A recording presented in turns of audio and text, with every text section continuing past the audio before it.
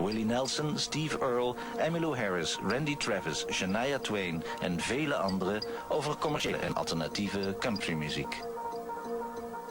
I'm a rolling stone, all alone and alone. For a life of sin, I have paid the cost.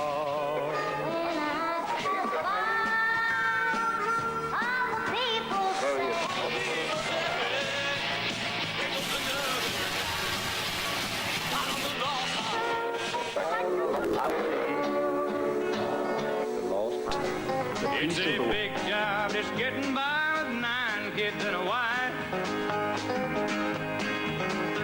Yeah, but I've been a working man, dang near all my life, and I'll keep on working. I think Merle Haggard was the next Hank Williams because he was the most articulate songwriter, the voice of that generation. You know, Bob Dylan was the voice of the college students generation. Merle Haggard was the voice of the working man. You know, how do you survive day to day? He spoke for those people.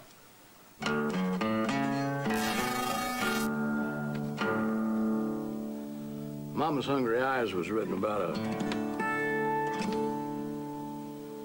period in America where there were places like labor camps. And there was a lot of people that was in these labor camps that weren't ignorant, and they weren't a lot of things that Steinbeck thought they were. My aunt and Uncle Esker lived in a canvas-covered cabin beside the railroad track in Houston, California. And I got to visit them once in a while and really get to know those people and see the impact that the Depression had on them. And Mama's Hungry Eyes probably tells that story best.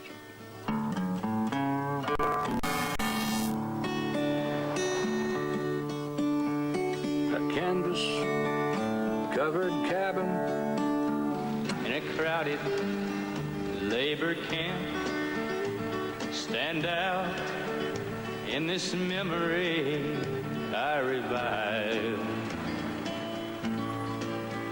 'Cause my daddy raised a family pair with 2 hard-working hands and tried to feed my mama's hungry eyes. He dreamed of something better, and my mama's faith was strong. When I first started to record Merle, I became so enamored with his singing that I would forget what else was going on. And I suddenly, hey, wait a minute, there's a musician here that you got to worry about. But his songs, he was a great writer. Merle Haggard was verrassend genoeg ook de inspiratie voor een veel jongere muzikant uit Californië, Gram Parsons. Met zijn Flying Burrito Brothers was hij een van de grondleggers van de country rock.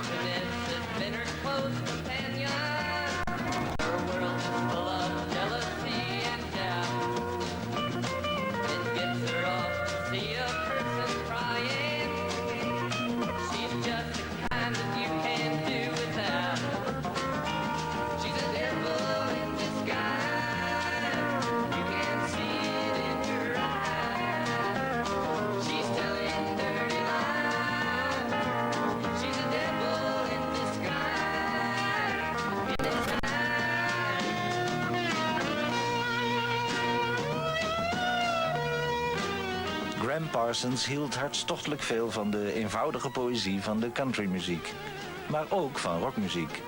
En hij was zo eigenwijs om die 2 tegenpolen bij elkaar te brengen. Zijn songs en zijn stem hadden een haast kinderlijke kwetsbaarheid. Gram was a good songwriter who, if he'd lived another 3 or 4 years, would have been a great songwriter.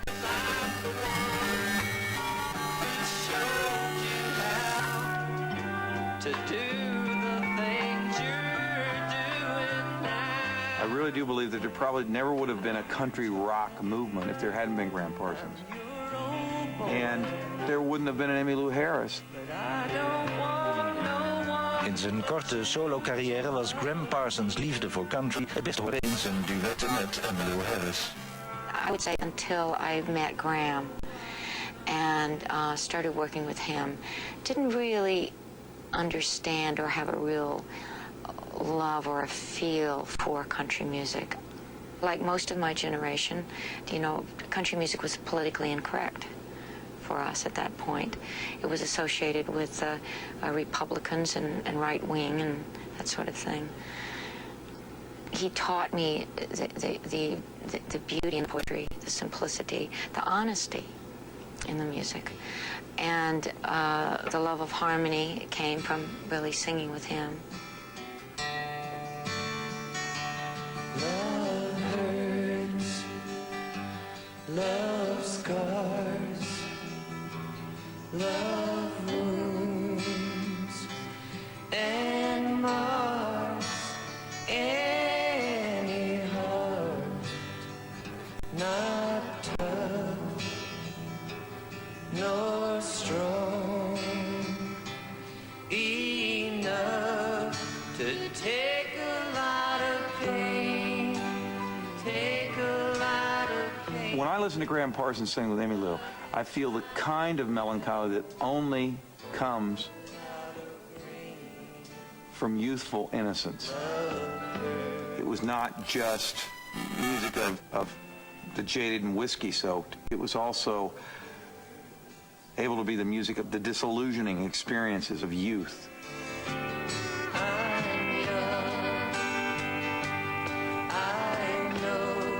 It came very naturally. Graham really didn't have to tell me what to do. I was Ginger Rogers to his Fred Astaire. I mean, he was leading and I was following, but it just was as natural as breathing.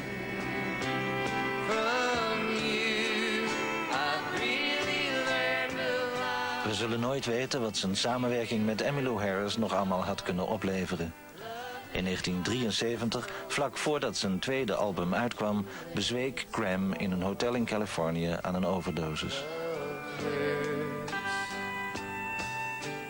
My whole artistic life was bound up in working with him, and that's all I really wanted to do. So I had to figure out a way. It was almost like, well, what would Graham do? I don't want to hear a love song. I got on this airplane just to fly, and I know there's life below me, but all that you can show me is the brilliant sky. Boulder Birmingham is Emmy dealing with something very, very personal in her life.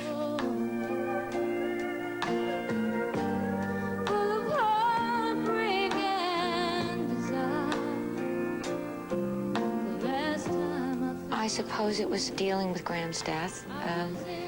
It was cathartic for me, but I don't know. I still don't know where songs come from. It's a mystery.